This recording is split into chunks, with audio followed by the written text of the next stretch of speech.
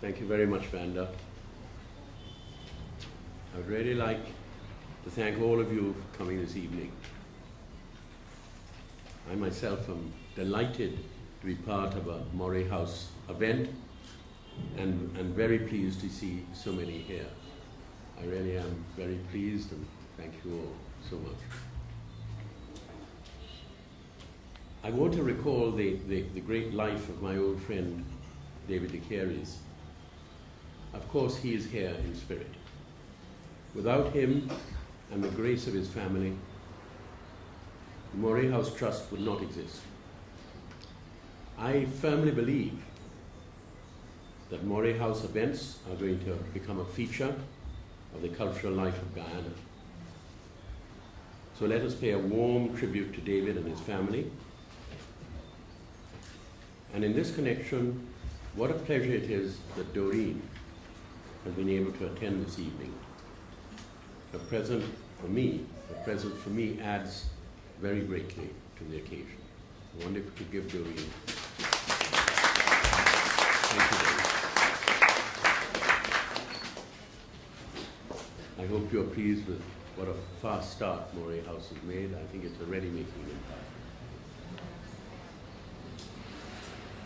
Could I say that I'm really deeply moved by Joe's message, and Joe is a great friend, and I found his message very moving to me. And also David Dabadine, another old friend and colleague, deeply moved David by your comments. I thought they were lovely, and I really do treasure them. The trouble is that you like to read from the back of an envelope, so when I ask him for a copy so that I can keep, he said, but Ian and I don't have that. And so I will just have to remember those very kind and wonderful words in my mind, and I certainly do so. Thank you, David, very much. I just would like to say that in the case of both Joe and David, that their contributions of both these men to what sustains the very best of life in Guyana is unmatched. So I feel that praise from them is praise indeed, and I'm very grateful. About the book itself, let me repeat what I say in the preface.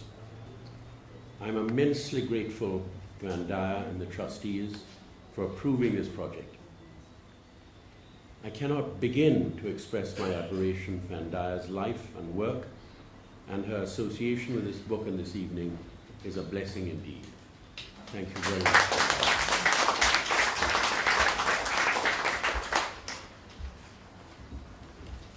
Again, about the book, I want to thank Vanda very, very deeply. I want to thank her for doing everything to bring this book into existence, assisted by the calm and wonderful Joe MacDonald.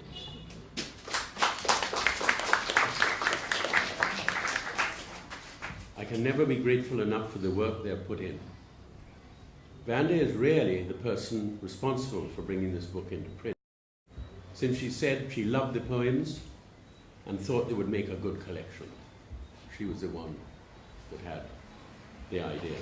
But not only did she have the idea, Vanda is someone whose life is committed to a variety of valuable projects, and she is very, very busy. Yet she found time to bring this book into being in a few short weeks. I'm very grateful. Very grateful.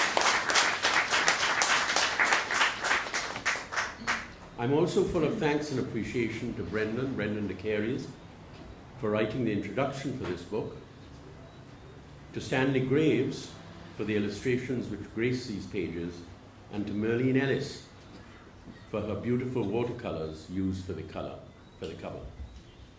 As I told Vanda, the only problem I could see is that the book might become best known for these wonderful contributions, with the poems as secondary consideration. But I can easily live with that. Finally, what I say, that this book is dedicated to my wife, Mary.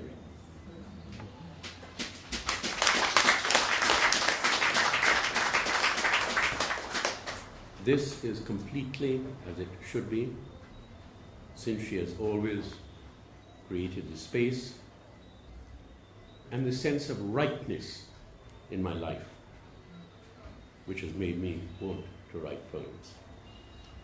I can never really thank her enough.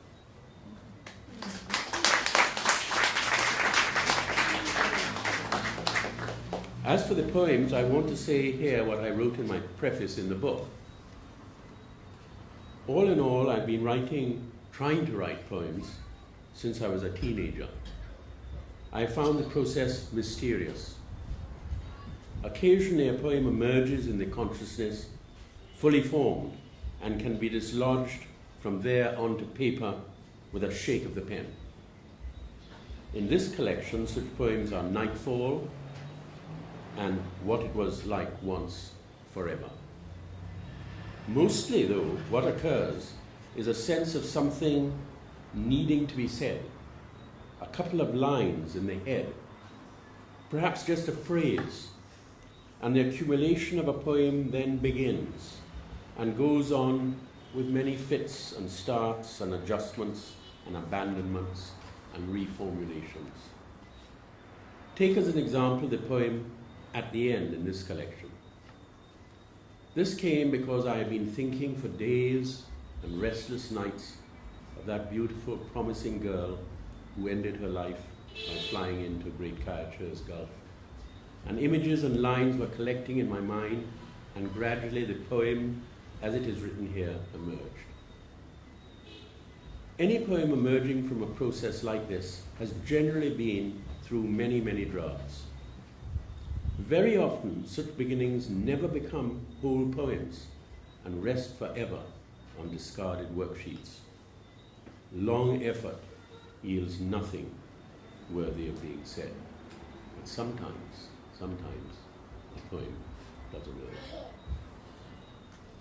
Since my experience is that poems which emerge full-blown are suspect because they have come too easily, and since my experience also is that accumulation poems must inevitably be improvable with a little more work, it follows that no poem is ever completed.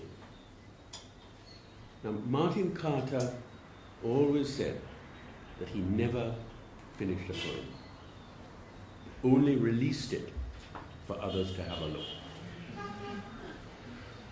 I understand that. So here is an offering of unfinished versions, flickerings in Plato's cave.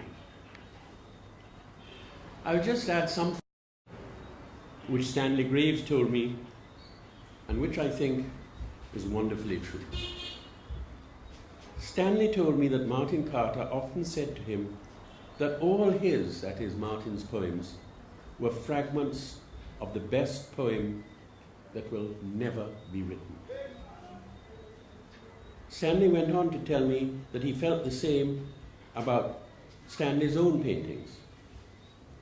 And I'd like to quote Stanley's words of truth, which he sent me in an email. The ideal will ever remain seen, but resting on the horizon. Seen, but unreachable. But no harm in trying. Many interesting things are there to be discovered on the way. Stanley is right. I feel that about my poems. Fragments, I hope, of the best poem that will never be written. A lovely, ever-fascinating voyage of discovery, which is never completely successful.